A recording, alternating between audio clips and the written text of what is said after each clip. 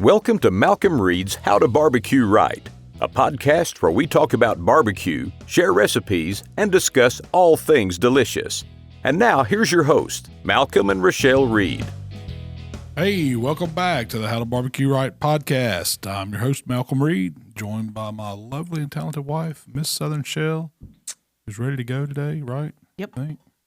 Second day of retail. Second day of retail.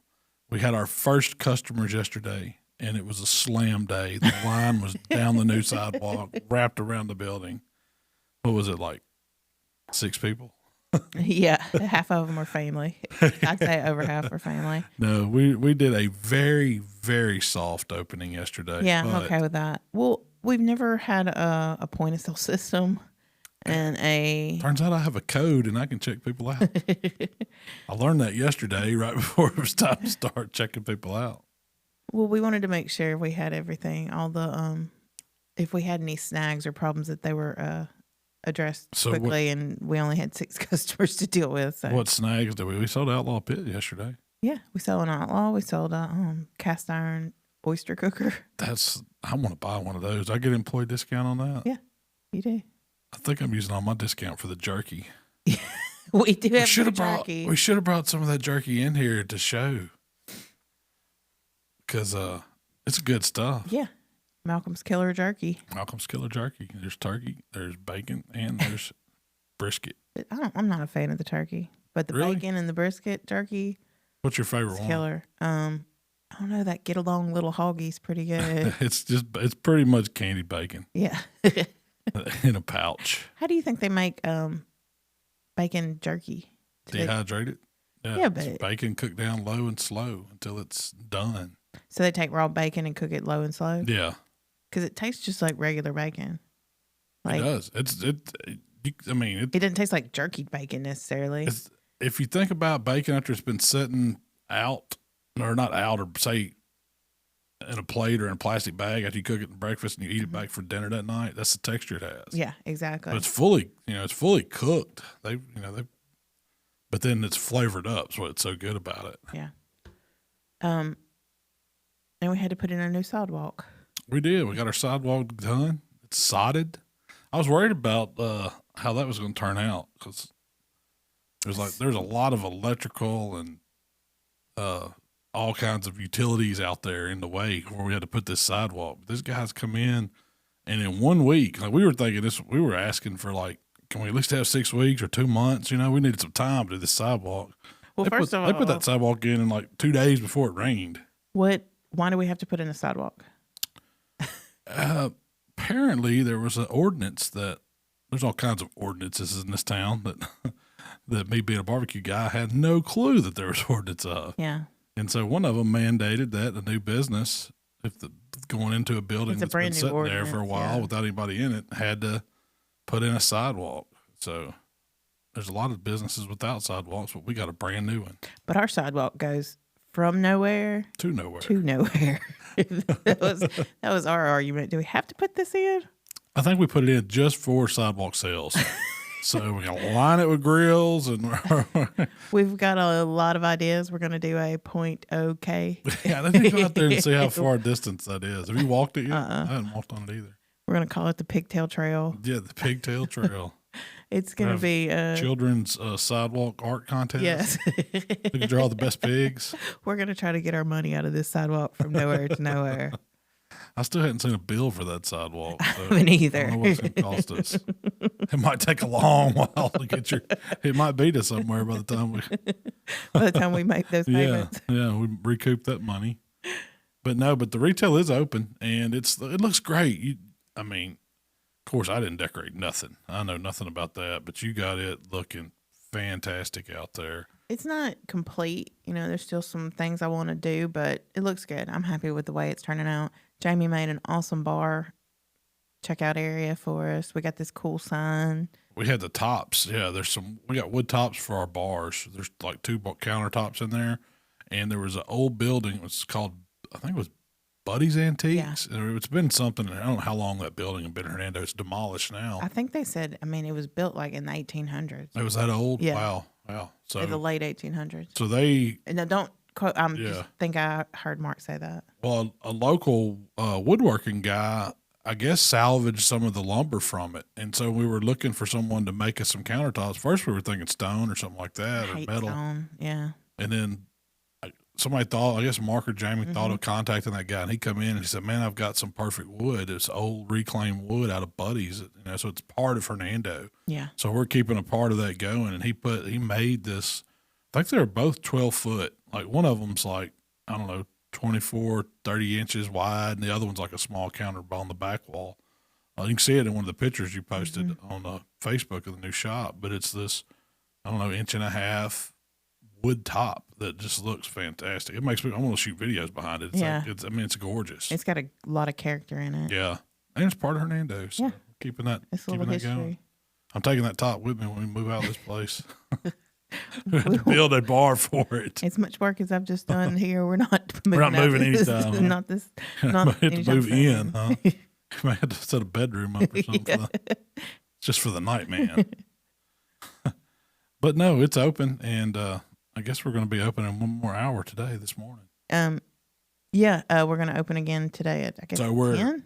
Yeah. 9? We're kind of, just to get our feet wet, Thursdays and Fridays, like 10 to 6. Saturdays, we're going to do 9 to 5. Yeah. Sundays, we're going to be open 11 to 2-ish. No, I think it's 1 to 4. 1 to 4-ish, something like that. But these are just our holiday hours. Yeah. And then Monday, Tuesday, and Wednesday, we're just saying by appointment, but if you need something. Well, the big thing is we don't have any, like, a dedicated retail person like that. Yeah, it's us. It's us. So we're going to see how it goes. We're kind of taking shifts, Mark Williams and we've got a door dinger. When somebody comes in, it goes off, and we run up there. That's another reason we're not making a big deal out of it. But we do have a Facebook page set up and a Instagram page set up for HowToBBQRight Malcom shop, where we'll be posting, sales or what we got in or cool new stuff. Yeah. And it's going to change too, because when Malcolm's in behind the bar. When I'm behind the bar. I got a code, so I can check you out if you come in there. Very excited about this code. I'm very excited about my code. Point of sale system. That's what it says. What it's called. So Thanksgiving's coming up. It is. And it's like right around the corner. I'm going to tell y'all right now, if you're planning on cooking turkeys and hams for Thanksgiving, you better act fast, because I'm feeling like they're going to be in short supply. I started looking last week, and I went to Super Low. They didn't have any. I found one turkey in the whole Super Low, and it was over in the frozen counter with all the weird stuff. And it was a brand I'd never heard of. It only weighed like, are you sure that was a turkey? Oh, yeah, it said young turkey. But no, it was like one of these organic, one of the ones I wouldn't buy, but that's all they had. And they had one turkey breast. So I bought a bone-in breast, and I bought that turkey that weighed like, I don't know, 8 or 9 pounds. And then I went and found the butcher guy that I know there, and I was like, hey, man, what's up with the turkeys and hams? They had some regular hams, but they weren't spiral cut. They were just whole. No, they were just shank or butt portion. Yeah, but not cut. Yeah, no cuts. And those are okay, but I'd like the spiral ones. Yeah, myself. You get more flavor up in there. And he said, man, we've got them on order, and we're hoping they come next week. You just have to check back. We don't know what's coming or when it's coming. And so went to Kroger. They didn't have any. And went to Walmart. Now, they had some turkeys, so I went ahead and got me 4. I put 4 turkeys in the freezer. I'm going to do a couple videos with some. What freezer did you put those? I've got them crammed everywhere. I got 2 thawing because I'm going to try to do some videos next week. Yeah. And then I've got 2 in the freezer, and I got my turkey breast and my Turkey Junior, whatever you want to call him, in there. And so I've got my turkeys for Thanksgiving. I'm not doing a bunch, but I've got some, and I'm hoping I got to get an order in with Kevin, see if he's got any more of those big turkey breasts. Those are really good. That was what I planned on cooking for family, but I know I always like to have some and cook them and give them away and things like that. It might not happen this year. I've been seeing a lot of people or restaurants, catering type folks that are taking orders. And I don't know, man, if they hadn't secured their turkeys and hams, I'd be real skeptical to do that. Because a lot of times we used to do it. We would say, we know we're going to get them. Yeah. You don't know what the price is going to be, and you don't know if there's going to be in supply. So that's something to think about. Yeah, I had some of my restaurant friends that I've talked to. They said, they're They're counting on ham, but they don't know if they're going to get them or not. Yeah.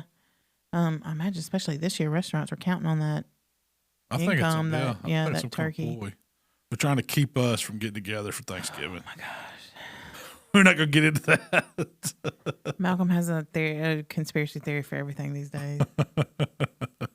The Illuminati It's coming to get us. have taken away our hams. The dark state's got my, when it comes down to my turkeys and hams. I mean, the deep state. The deep state. What did I say? The dark state. Yeah. The deep state. That's more Star Wars. Yeah, that's more. Hey, we might be living in that. Might be living in that time. Yeah, I feel like it. Gotta rebel. I don't know. I want to be on the rebellion, whichever side that is. Whichever side that is. You don't know which way it could go. So But yeah, what so about I say hams? I found Walmart, like Sam's. I usually get them at Aldi. They didn't have any. Yeah. I like that Aldi. I think it's the Appleton Farms. It is one of the more like that. consistent ham brands that I've found. And I've always got them there. But I started going to Super Low and Kroger. Finally found some at Walmart. They had a few. They had a brown sugar one. So I'm not crazy about their brown sugar one. It's the purple pack. It's a little too fake Salty. sweet. It's It's weird. too much. It's like they pump too much in it. So they had another one. They had a maple one, which I steer clear of maple. I'm not a big Yeah. fan of maple ham. But they had another one. It's like applewood smoked with honey, and so that's the one I bought. I just happened to see that honey smoked turkey breast that you did Yeah, last year, where it was just the breast, but it was like you put a turbinado sugar crunchiness on the outside. yeah, just like doing the honey baked ham. Yeah. Kinda. Yeah. That was a killer recipe. That That was would be perfect for a small family, for Thanksgiving. because you can just do the breast, like those boneless breast. No waste, all So breast. I'm gonna try to come up with some alternatives, and for some videos that's here a this great month. idea. I mean, we've got to double down. We've been kind of busy with this retail the past 2 weeks, so I hadn't got to cook anything. Yeah. But coming up, we're going to shoot several videos for the holidays. And I know, are we talking about that? What we're going to do Let's talk coming about up? that. What you got? Yeah. Well, I know I'm going to do a turkey because I've got a new turkey brine out. And it may be a bad time to put a turkey brine out if there's no turkeys. But it's not just for turkeys. You can use it for chickens. I almost bought a hen. They had this monster. What's a hen? Would it just be a I chicken? guess it's an old lady chicken. right? She's done like it's like that old bull meat. It's like that old bull.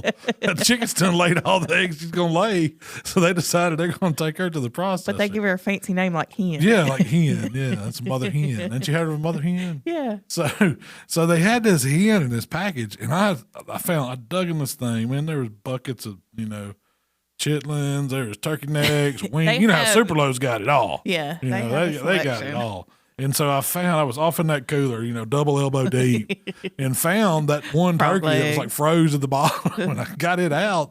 And then on the shelf, there was this hen. And I looked at my turkey, and it was like, 9 pounds. And this hen was like 8.8 pounds. Yeah. I was like, dang. I said, well, I've never done a hen. But I didn't buy it. I probably should have. I kind of want to try it, see what it's like. I remember. You think it's all dark meat? It's probably old stuff. But I remember my grandmother always wanting to get a hen and boil it. That's what she made her chicken and chicken and dressing with. She'd have to have a hen, and she had to put it in this big pot and take 3/4 of the day boiling it on a big pot. Yeah, that's how you make good food. Yeah, it is. It is. She wouldn't call it boiling. She would call it stewing a hen.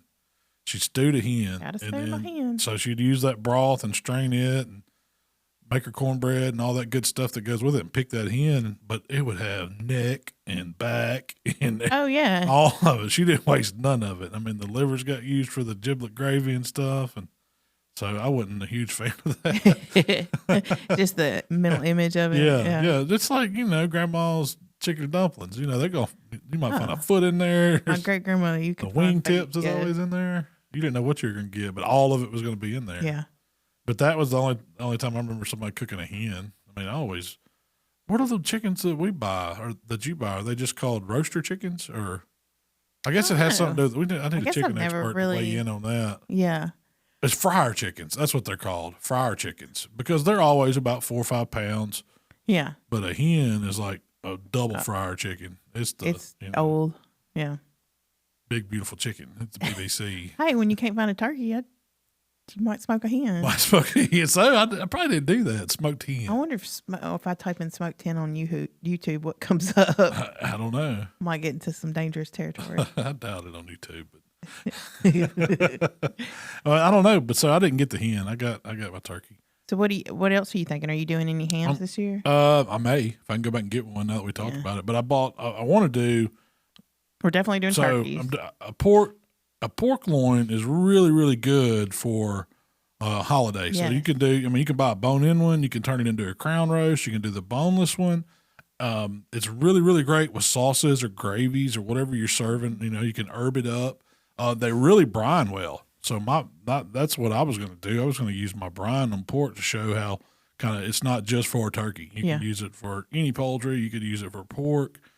Just about anything you could brine that you want to brine, it's good in it. So I'm probably going to do some version of a pork loin. I'm thinking with your cranberry sauce that you always serve it with, because that was something that we always had. That's exactly what I was thinking about, because you cook when we do big Christmas parties or big holiday parties, you'll do a beef tenderloin and a pork tenderloin. We serve the beef tenderloin with a creamy horseradish sauce and the pork with the cranberry sauce. Yeah, and it's really good. And little rolls, and it makes for a really, really fancy dining experience. So that was one that I that I want to do. So that's 3 of those. I've got some. So the folks over at Gamekeeper sent me some wild game to do.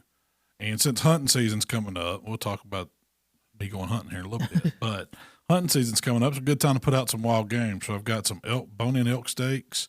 I've got some wild boar. That's really? But I mean, what cut? It's loin too. Okay. But I've got some wild boar bacon. So I'm thinking I'm going to make some kind of a smoked wild boar loin and I'm going to turn that use that bacon to render it down and turn it into a sauce, like some type of cream sauce that I'm going to put over it. I think that's going to be really, really good. Yeah. What else did I have on the lineup? I want to do that chuck eye roast for Christmas. It's like a holiday. It's think of roast beef, except I'm going to do it on the smoker. Okay. So it's going to be like a smoked chuck eye roast that I'm going to. Do you serve it almost like a prime rib or something? Yeah, just like a prime rib. Serve it with some au jus. We'll probably make an au jus. Yeah, a creamy and horseradish then sauce. And I'm going to have the creamy horseradish sauce with it. I may do it. I'm thinking of like a horseradish crusted. Kind of work that into some of the herbs and the horseradish, fresh horseradish, or I don't know if I can find some. I'm gonna have to use the jarred stuff strained down. Yeah. But if I can get a hold of some fresh horseradish, some people don't like horseradish. Yeah, I mean, it's good to me. I like it. So some people might not. You could omit that if you want to. I like it when it's used sparingly. Yeah, I like a hint of it. And I've been wanting to do a beef Wellington or a take on a beef Wellington some kind of way. So I may work that in for Christmas time. So I've got probably about 10 videos. I want to do your the dish. You were going to do some apps too, weren't you? Well, I've got some jerky meat that I need to use. So I need to do some different jerkies. Yeah. And then I was going to do some Traeger jerky. And then I've got to do some. That's a good idea. A Hunter's Trash, it's like a kicked up smoked Chex Mix. I've never done that recipe for it. We make it all the time. It's always hunting season, holidays. Yeah. It's stuff to take to the deer stand with you. I wrap it up and give it as gifts. It's really good. Yeah. And then I also want to do, I think we talked about this last year, but on Christmas morning, you always got a couple dishes you do. And one of them is like, it's almost like sticky buns, I guess you would say. It's super easy. But it's like cast iron skillet, and you put all this brown sugar and butter and pecans in it, and then you just open up cinnamon rolls, like the Pillsbury, good, the big boy ones, though, not the little ones. Yeah, you got to get put them on the cook. They're easy to do. The good ones. But it's really something great if you're out at a contest or if you're cooking somewhere, or even if you're at home, fire up the grill and make that for breakfast on it. It's very true, really good. Yeah. So that's going to be one that I'm going to do. So we've got. It takes like just a regular old can of cinnamon rolls and makes it special. Yeah. Without causing you a lot of extra work. That's right. But it's really good. It's really good. Yeah.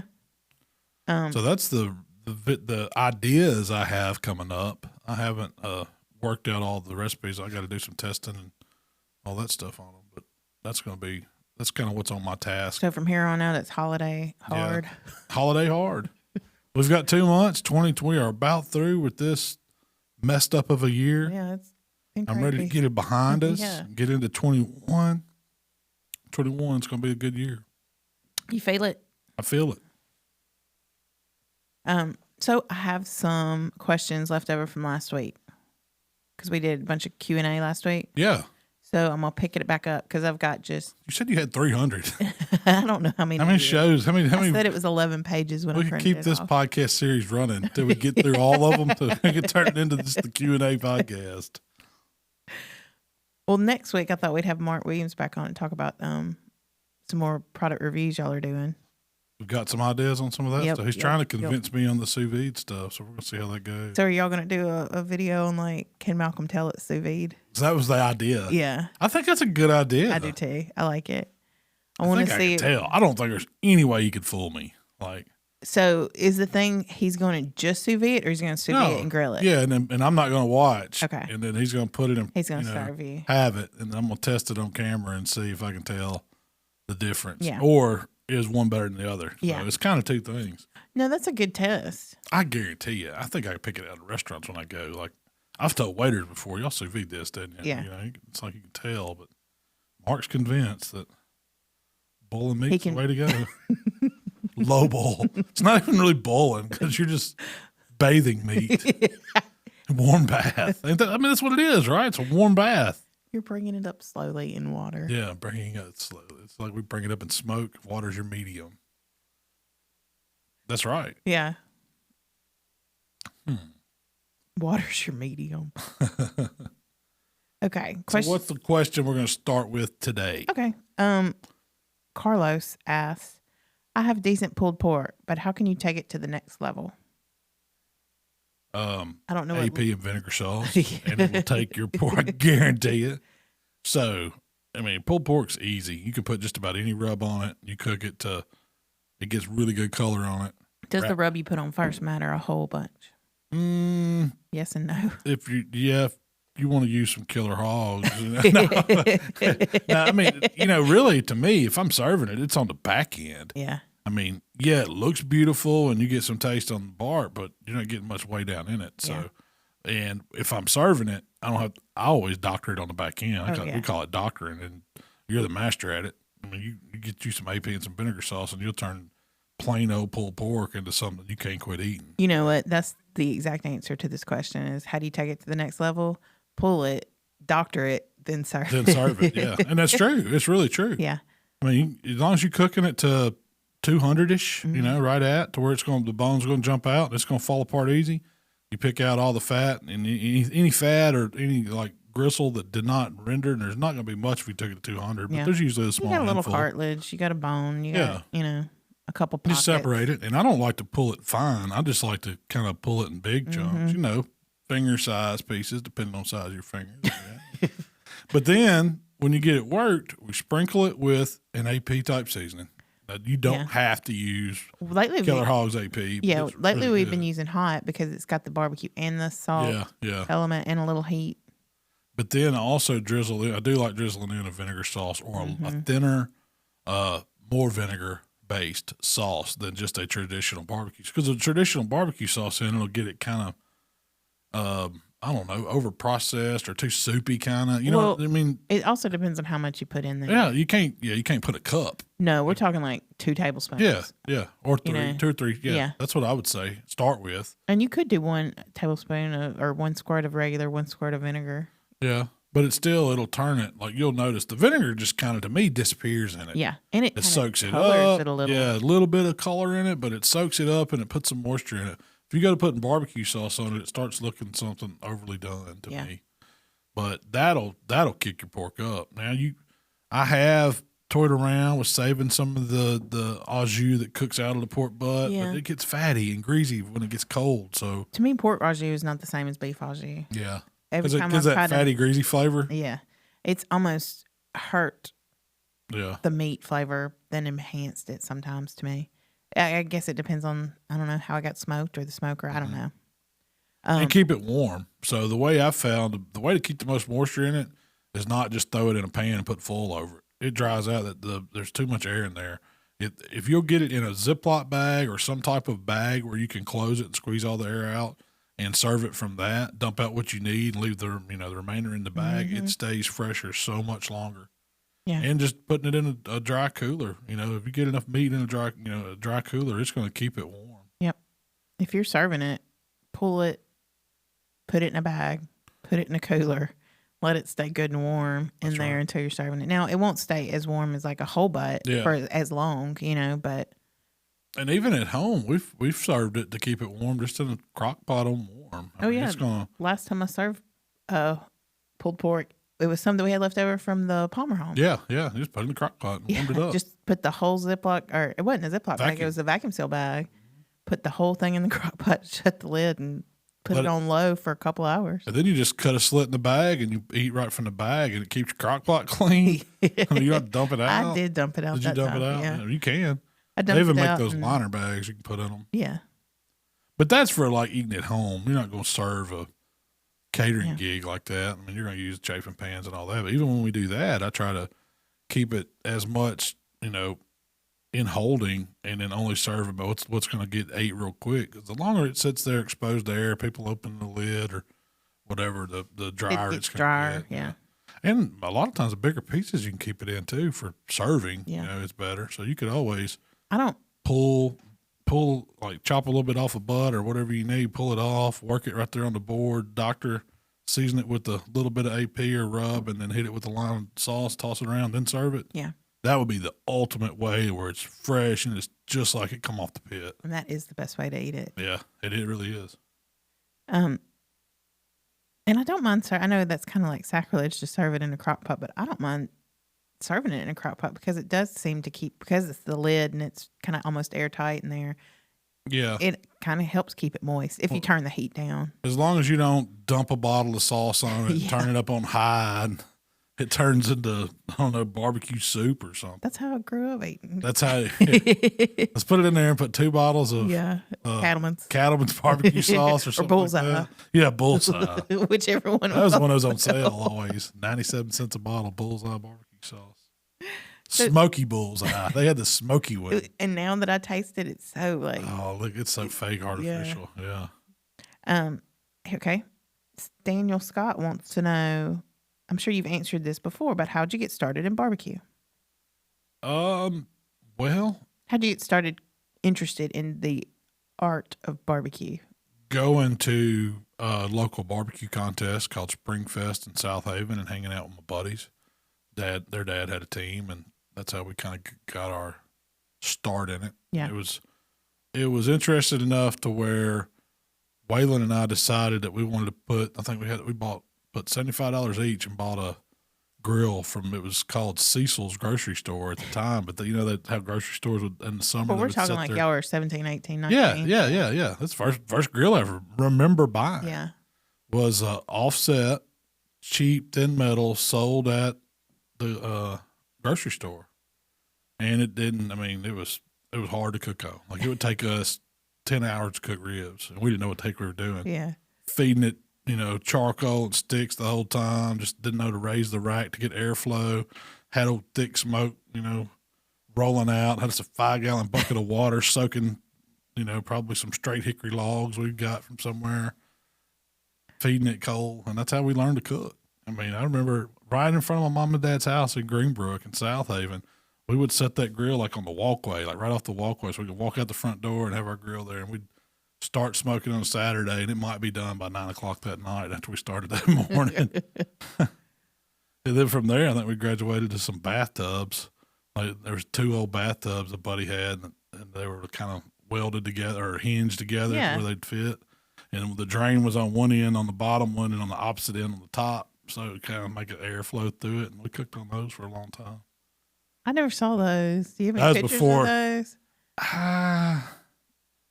If they do, they're probably evidence somewhere. Those were the good old days. Where it didn't matter what was coming off the bathtubs, but we were sure going to win the party or the fight. So, yeah. I wonder if he still has those. I don't know. Probably done.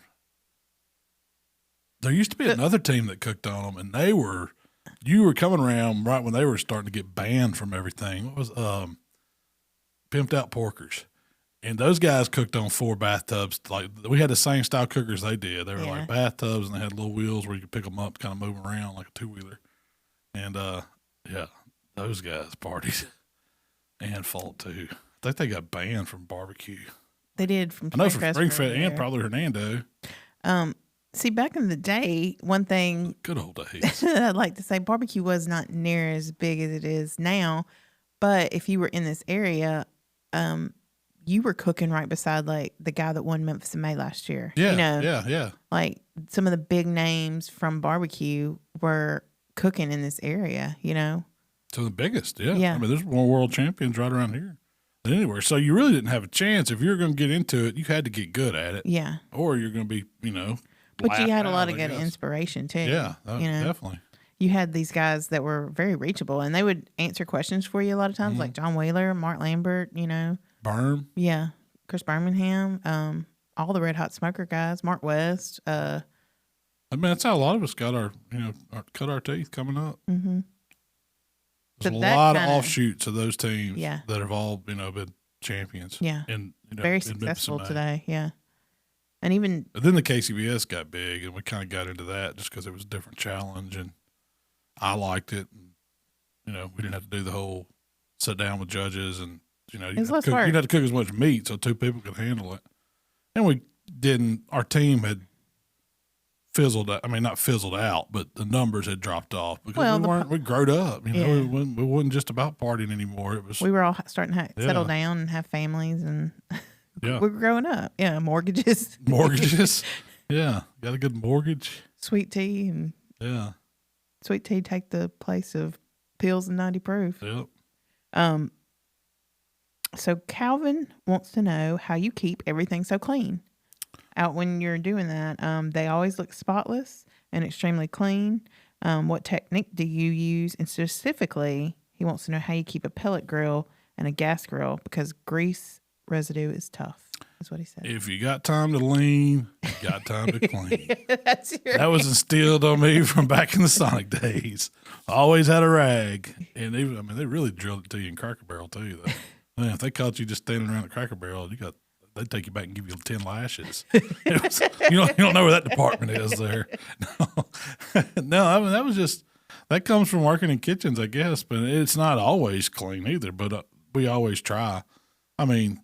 You want your stuff to look good and have staying on top sanitary. Of it. I mean, so I always have a rag. The best thing that I found for cleaning grills is these citrus cleaners. They have some kind of citrus oil in them. They're non-toxic. We're actually working with a local company trying to develop one there's a lot of great ones out there, but you can't always find them. I mean, like you can order, Grill Grate makes a good one. Traeger makes a good one. Simple Green's usually one that's pretty readily available. It's food grade. But those things on grill, they will cut through the grime, cut through the grease. You don't have to do a lot of soaking with them. So I use them as spot cleaners. I'll spray a little bit, wipe it down. Now I don't spray those inside my grill a lot, only when it gets like so much buildup that it's time to degrease the cooker. And then I just squirt it down, get it hot, let it kind of cook down. Think of it like the cleaning cycle on your oven. It'll kind of cook everything off, and then you can come back and wipe it down, and it's clean. But, you got to hit your racks. You got to keep the surfaces clean. How do you keep racks clean? Most of the time I use cooking spray. Get a good, What do you mean cooking spray? Like Pam, if I keep things coated, stuff's not going to stick as bad. Yeah. So I'll spray my racks for one or oil my racks. And then as they cook, when I get through cooking, I'll use a grate scraper. Sometimes it's... Get it while it's hot? Yeah, while it's hot, I like to use the paddle, hit it off. I have several of the grill grate tools, and I use them not just on my grill grates. I use them on all my grates too. They have one that's like a little razor looking scraper. They have the notched little wire one that doesn't have bristles on it. I have in a pinch just ball up some aluminum foil and that'll knock stuff off. And then I'll come back with a clean rag, kind of wipe it down. You got to wear a little hand protection because it gets hot. But if you do it all while the stuff's hot, it's easier to clean. Now, if I have to soak something, I use tubs like totes. I've got some totes that will hold you got to get a bigger one, and I like the kind of wide, long ones. You used to use a pan that it was a water heater pan that we plugged up. That works great for large. Excuse me, a little cough there. So y'all used to use a pan that like water heaters came in? Yeah. It was like the spillover pan, and you could buy those at the hardware store, Home Depot, Lowe's, and they always have like a hole for a plug. We just plugged it up. Get you some of that. What's that stuff that Flex Seal tape? Dude puts on the boat with the screen. Yeah. Get you some Flex Steel tape, and then put over that hole, or some Gorilla tape or something. Anything you can plug it up with. And it's like, I don't know if it's 4x4. I don't remember what size it was. Fairly large metal, and it's not expensive. Yeah. But our old hickory racks were 30-inch by 30-inch, so that's a big square rack. Yeah. And those things would hold like 6 of those, and you could squirt them down Simple Green, or the purple stuff from Sam's. They have a degreaser that's good. That stuff's stout though. Yeah. Do not drink it. It is not food grade. It's probably not food grade. But I'll squirt them in there, fill it with water, soak them. After they soak for about an hour and a half, you can take them out and usually rinse it off, and it's just wipe them down with a rag, and that's the easy way to clean them. But there's a lot of good products out there that you could use. I mean, yeah. Everybody should be able to find Simple Green or Grease Lightning or something like that. So you're saying clean it often? Clean it often. Yeah, clean often. That's how you keep it clean. And grease, a citrus cleaner will help. Citrus with grease. cleaner, non-toxic, safe. You could even use it. I don't know if you can use it mouthwash or not. Edward asks about chuck roast. Yes. He says he can get juicy chicken, turkey, steak, pork, even briskets. But when it comes to making chuck roast, it comes out dry and chewy. I'm going to tell you, you're overcooking it then, because you get a chuck roast, put some smoke on it for about a couple hours. Don't take long. Put it in a pan. This is the Mississippi version. Yeah. Stick of butter, packet of ranch, packet of au jus, 4 or 5 pepperoni peppers. Cover that dude up. Cook it till it's about 205, 208 internal, and it'll be the best chuck roast you ever ate in your life. But it's pulling. Yeah. Yeah. Yeah. That's what he's wanting to do with it, ain't it? I mean, I assume that's what he's eating with chuck roast. What if he just wants to smoke it and slice it? You ain't going to cook a chuck roast. I mean, you can do the whole, you'd have to get the whole primal, like the chuck ira, that they cut the chuck roast. But I'm assuming he's talking like a, 1.5, 2 inch piece of chuck roast. Yeah. It's probably just overcooking it. I mean, it's got to break down. It's got to be braised, but then it's also. But so you're saying put it on the smoker, get a little color. Get some smoke and color on it. Couple hours, then braise it. Then get it covered up with some liquid. You can use whatever you want. Trust me, the stick of butter, packet of ranch, packet of au jus, pepperoni peppers is where it's at. It's very good. And you made a sandwich out of it. Yeah, go check that video out. Yeah. It's one of the better videos. I got one thawing in I had to make some room in my freezer yesterday because the fundraising cookie dough came in that we got to deliver now. And so I'm sitting there and it's like, where am I going to put this? Man, my freezer's packed. I can't, I got my turkeys crammed off in there. I got to do some cooking. And so I saw these chuck roasts, and it was like, they were nice. Were they CAB or were they? I think they were from Super Low, CABs. Yeah. I'd split them up and put them in there. So I got to cook this. I pulled out some ground beef, pulled out some deer meat. So I got to do some cooking now. So with chuck roast, I'm doing that. Butter. That's ranch, exactly what you're doing. Au jus, can we do the sandwiches? Sandwiches. They're so good. You get a little. Did you use provolone or something? You can use anything. Provolone's good. You could use white American, or I think you might have used white American. You could use Jack. Pepper Jack would be a good choice. That's what we might do this weekend. Spice it up a little. We'll make Senor Mississippi pot roast sandwiches. That's what Huey's does. They call it the Senor Huey. And they go all out. They add pepper jack cheese to a hamburger. They just swap the American for pepper jack. That's what makes it Senor. Yeah. And if you want to add jalapenos, it's extra. Can I add jalapenos to my Senor? Sure, 75 cents. Yeah, exactly. They're good, though. I had the A1 burger there last night. It was really good. I had the Senor. Sam asks, on your commercial pit, why do you choose Old Hickory over other commercial pits like Southern Pride's or Heartland or Cook Shack? Because you can go to just about any supply store and get a part for the Old Hickory. They make them to where if something breaks on them, you're not going to be out of service on them. You can go somewhere and get that same. They're not like a lot of those use custom parts that's their whole thing. It's like having a Mercedes. Yeah, What is it, BMW or something? You got to buy from that? them. That's what several of those companies do that. Old Hickory does not. You can go to a Granger or, any of these part stores and say, hey, I need the fan or I need this bolt or whatever, and they got it. You're back in business. So you're not waiting on somebody to ship you something or overpaying for a part that you can get for a cheaper price. That's why I choose Old Hickory. And their customer service is awesome, and they will tell you that. They're not going to try to sell you those parts if you can find them locally. Yeah. And so that's why I think they're the best. And it's a great pit. And it is a great pit. Yeah. They don't break down a lot, but when they do, it's easy to fix them. And they got a network of people that'll help you fix them too. Yeah, that's true. I never knew that about Old Hickory, but that's a very good reason. It is. That's why I'll never own one of those cars that you can only take it to that particular dealer. When are you going to do your own cured bacon? Daryl asked.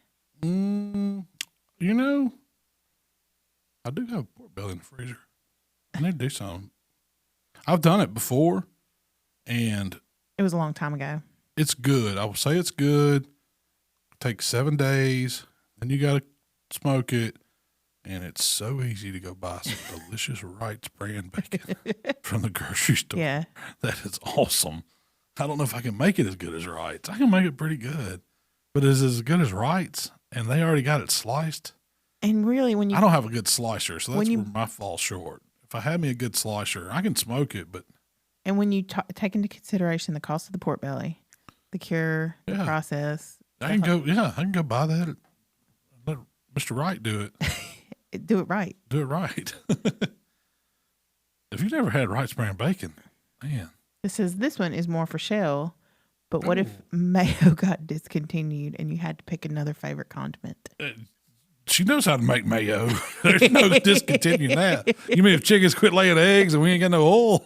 I didn't even think about that, but I do know homemade mayo. When I first met you were making a ton of mayo. I was like, what are you? Because I didn't really eat that much mayo. You was making homemade mayo. Well, homemade mayo and homemade pimento and cheese. That's why you were. Yeah. It's like the best pimento and cheese is if you can make your own mayo. What is it? Is it oil, vinegar? Pretty much. Eggs? It's like egg yolk. Just the yolk? Or it's the white? It can't be the white. It has to be the yolk. Yeah. You take the yolks, put a little vinegar. I remember you used to do it. I don't remember now. So something. It's my thing with it was it's just a fat. It's not cooked. Oh, it's not like a shelf-stable mayo. Yeah. You better eat it within 3 to 4 days. Well, keep in the refrigerator? Yeah, for 3 to 4. Yeah. Oh, yeah. But like a shelf-stable. 3 to 4 days. So what you're telling me is I may end up with a little bit of irregularity if I eat this. Right? It's not like a shelf-stable mayo, no. Yeah, I guess not. Are eggs shelf-stable? Not after they've been cracked. Not after you crack them. And separated them. Yeah. They're not going to discontinue mayo. We're going to talk about fighting for freedom. We're going to have a Braveheart moment here. All these mayo lovers going to unite, rise up. You're damn right. That's something to get upset about. You can take our money, you can't take our mayo. How would you rate the more affordable pellet grills out there? Oh, that's a good one. They put a big list. Some of them. Do you know what a Z grill is? Have you ever heard of Z grill? I haven't. Yeah, it's one of the biggest knockoffs out there. Oh, really? I would not rate it very high. The list was Traeger, Z Grill, Pit Boss, Camp Chef, Weber, Rectech, and Green Mountain. So we're talking economical versions. Yeah, but they forgot about the Grilla. That's what I was fixing to say. They left the most important one, the one I recommend off that list is the Grilla. It'll outcook. For that price, at that price point, it's a cooking machine. Well, they are a direct. I've never used, and I've used the higher end Traegers, but I don't know. I've never really used the lower end Traegers. Yeah, Traeger. The only ones I've ever used were super nice. Yeah, we never used a Traeger from years ago. Yeah. So I really can't speak to those I would call them entry-level models. Yeah. But I have used the entry-level Grilla, and it's a beast. It really is. It's a cooking machine. Well, the reason they keep their prices down is because they go straight B2C. They don't have distribution. They don't have any distribution network. You go to Grilla's website, you buy it, they ship it to you. And shipping's free on them. I think you can get one for about $700, something like that. So that's pretty damn cheap. Now, anything less than that, I mean, you're getting what you pay for in those. They're all going to cook about the same. I mean, from what I've heard and seen, if you're paying $300 or $400 for a pellet grill, you're going to have problems out of it. Oh, yeah. It might work for a little while, but is it going to last? Probably not. Is the Weber pellet grill an entry level, or they have it priced at an entry level? No, I don't think so. It's probably one of the higher priced out of those. We have a Rectech in the box. I've never cooked on it. I mean, I hear decent stuff about Rectech. I don't think there's. If you rank those, just put Z-Grill at the end because it's just a straight knockoff. Knockoff of what? That style. I mean, the original style is probably Traeger style, but then you've got Grillas and Green Mountains and all Louisiana Grills and all the Rectecs. All those are just kind of adaptations of that original Traeger style, and they all have their different little features and stuff. But they all cook about the same too. Until you get up to overspending your budget's over $1,000, you're not going to see much of a difference in them. But then when you start getting into your Yoders, your the higher end Traegers, the Memphis grills, the higher end Traegers, Memphis grills is super high. The Max, there's a lot of those that are just set themselves apart. It's like these Traeger Timberlines. They're completely set apart from those lower end grills. There's not even the same thing. Even though it's got the same name, and when you cook on one of those, it's like, wow, you really see how a pellet grill cooks. If I was going to, and the FECs, the Cook Shacks, those are awesome pellet grills. I never used that, but if I was going to pick any pellet grill, it would be a Traeger Timberline. The Timberline, yep. That Timberline 850. I love it. That's a beast. I love it. Yeah. If I was going to buy one less than $1,000, I would buy the Grilla. If I'm going to spend more than $1,000, I'm going to go ahead and step up and buy the Timberline. If I want to spend over $4,000, I'm probably going to buy the Memphis. Yeah. But that's just because if you want stainless. And the Yoders are in there too. And the Yoders are in there too. But see, that's in my reason, what gets me to Yoder is if I'm going to move that grill around a lot, I'm going to put it on a trailer, I'm going to haul it around, I'm only going Yoder. Because I don't know if the rest of them can stand up to constantly going down the road. But the Yoders are built like a stick burner pit. So that's what you gain in that is the quality of the build. Do they cook? Do the Yoders cook any better than the others? I wouldn't say they cook any better, but they definitely, you could probably run over one or drop it off a ramp or something and it ain't going to hurt it as much. But they're expensive too. Which ones? What are we talking about? The Yoders. I was looking at my notes. Yeah. One more question? Heck yeah. We got time for one more? We got all day night, but it's only been 45 minutes, I think. Yeah, but the retail's fixing to open. Oh yeah, we got retail open in 15 minutes. We got to get out there and clean the glass. Okay, so when you're monitoring temps, this is from Bill. He wants to know, is the best method using the temperature gauge on the smoker or using something to get the grate temp? Because you're going to have two different readings. Yeah. If you do that. I mean, they're not going to be the same readings. I think that's a common misconception too. I think it is too. I mean, I don't get caught up in it. I know that when I get whatever cooker I'm cooking on, if I say cook at 250, it's going to be around about that inside that cooker, most places. Is there going to be hot spots? Is there going to be cool spots? Always, And I know that if I'm cooking on my old hickory, it's, probably the most expensive pit that I own. Well, that I cut in my backyard. If I cook right up on the door on the top rack, and my dial is set at 225, I'm probably 250 up there because of the way the air flows. And so don't get caught up on what the dial says or what the grate temp is. Just have an idea and cook by first color. And when it starts getting there, cook by internal temperature. That's the best advice you can have.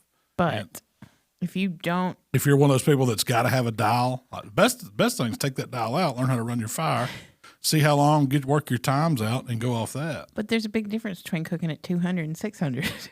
Well, yeah, but you're not going to cook at 600. You know what I mean? If you're cooking at 600, if you don't know what you're doing, that's why they put dials on there. I might go out there and fire it up and be like, so you want to say I'm going to try to get your 250 to 300? I think you're taking for granted your experience. Yeah, don't build a big fire for one. It's all about learning, and that's why I say learn your pit. You got to learn it. You got to go out there and play with it. You got to put temperatures on it. See what the dial temp is. See what the grate temp is. But don't get caught up on it's got to be this, it's got to be that. That's where a lot of people say, oh, if we're not within 5 degrees, I mean, it's wrong. It's not working right. That's not necessarily true because this is it's not a sprint, When you're cooking barbecue, to me, it's meat rendering down, cooking out, some of that moisture, getting a good color on it over time. It's not about, I've got to have it at this temperature. It's got to be a certain internal. It's more of an art than a science. Yeah. You gotta be able to go by feel and go by adjust at it and relax and not get caught up in the differences on my dial versus my grate. You just know there's one. Yeah. No, secondhand, know there's one. And if you're getting behind and you need to speed something up, move it to a little bit warmer spot. If it looks like it's cooking too much, move it over to where it's a little bit cooler or shielded or something.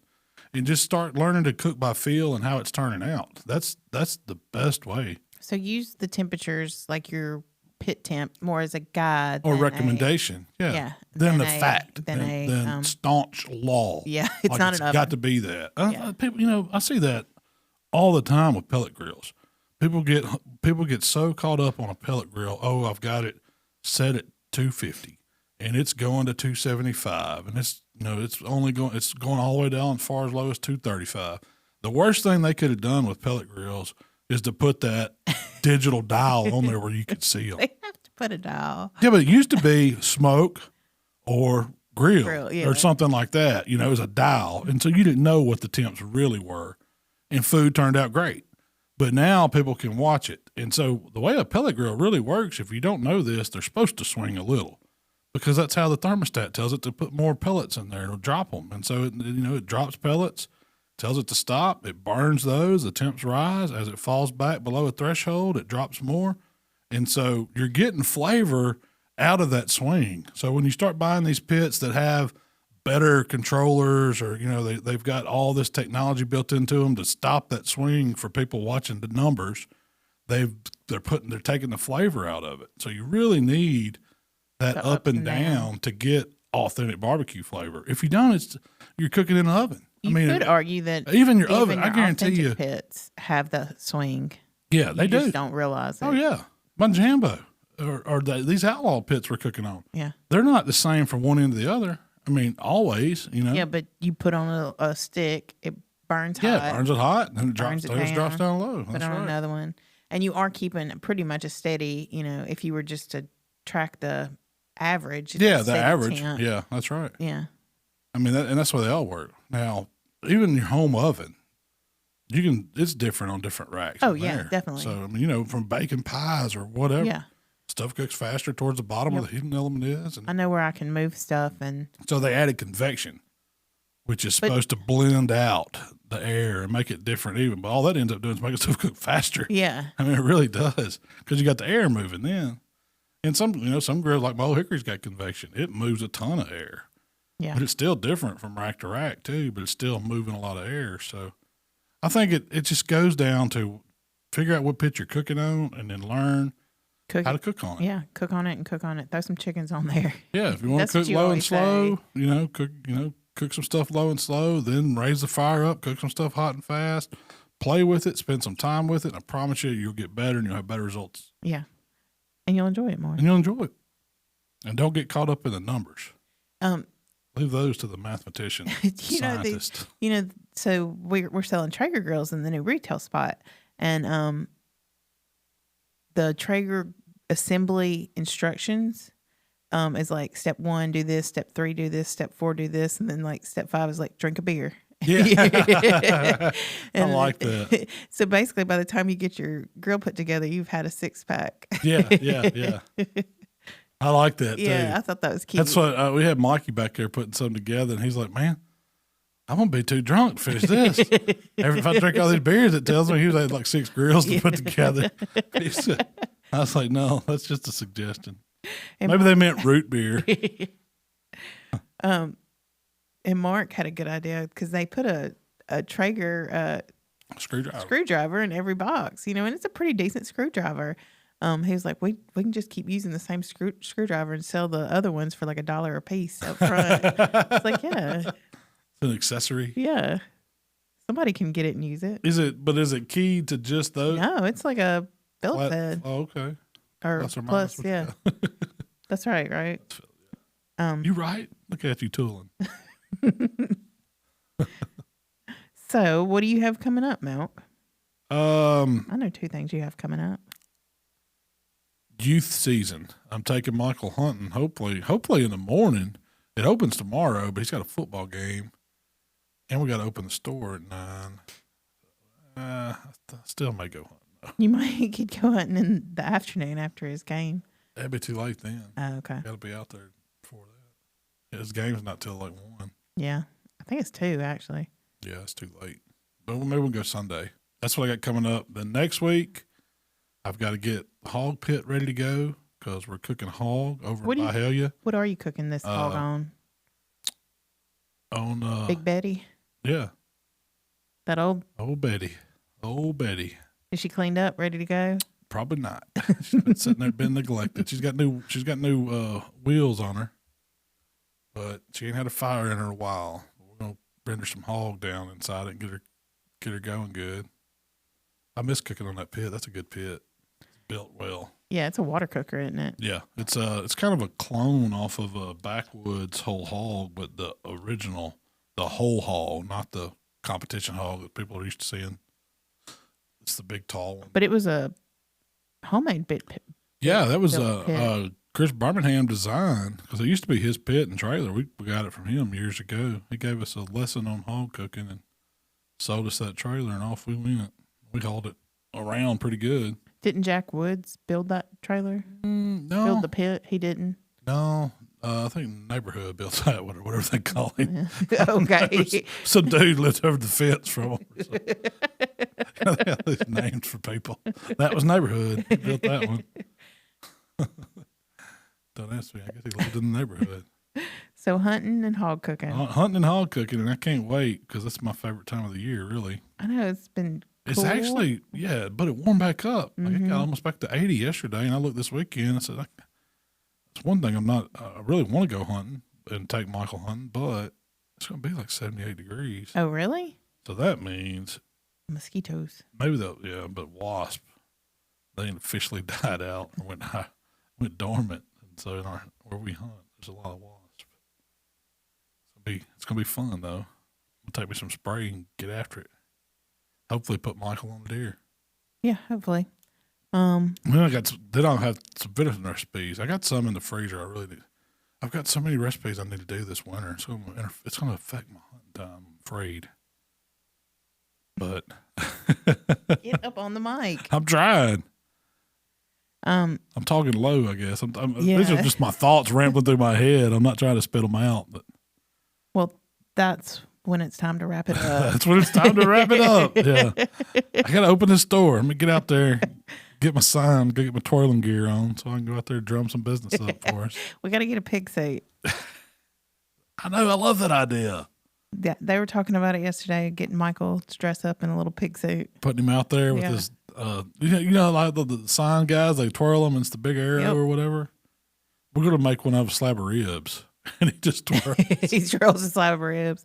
I don't want anybody thinking we got ribs up in here. Oh yeah, well that's true too. Maybe he needs a bottle of sauce. Yeah, that's what he needs. Big bottle of sauce. He needs a big bottle of sauce on a spinner, or something where you pour a bottle of sauce onto some ribs. If we can get some more kids, we can have a cow, a chicken, and a pig. Have them on the new sidewalk, and then we can make them race every so many hours. I'm liking this idea. Putting them kids to work. Teaching them some work ethic. Well, Shell, where can they find us? If you'd like to connect with Malcom, it's HowToBBQRight on Facebook, Instagram, Twitter, and of course YouTube. If you'd like to connect with me, it's Miss Southern Shell on Instagram. And you can find us at 496 Whitfield Drive in Hernando, Mississippi. We are open. Home of Malcolm's Shop. And well, before I forget, I did do Greg Rippey show last week. So if anybody was interested, it's a podcast kind of like this where I go on there once a month. It was last Tuesday. What y'all talked about last Tuesday? We talked about what it took to open this, or opening this retail shop. We talked about the same stuff we talked about. Yeah. Just whatever you wanted to. Greg's a little usually more structured than we are. But when I come on there, it just turns into talking like this. So I'm not a good structured guy. We mean well, but it just goes wherever it goes. Hey, that's what I do. I just have a few points and yeah. I like it. I like that. I don't see the notes or the questions or anything, and we just come on here and hang out. I basically just kind of create some parameters. You tell, and let you go. And then you mean I mean, don't say that. Get on the microphone. But see, that's your production hat. You're thinking you're not thinking co-host on that side. You're thinking of what this is going to look like at the end. And I'm saying, this is me. Exactly. Well, it's been fun, y'all. Appreciate y'all hanging out with us once again, and we'll be back next week. We gone. We gone.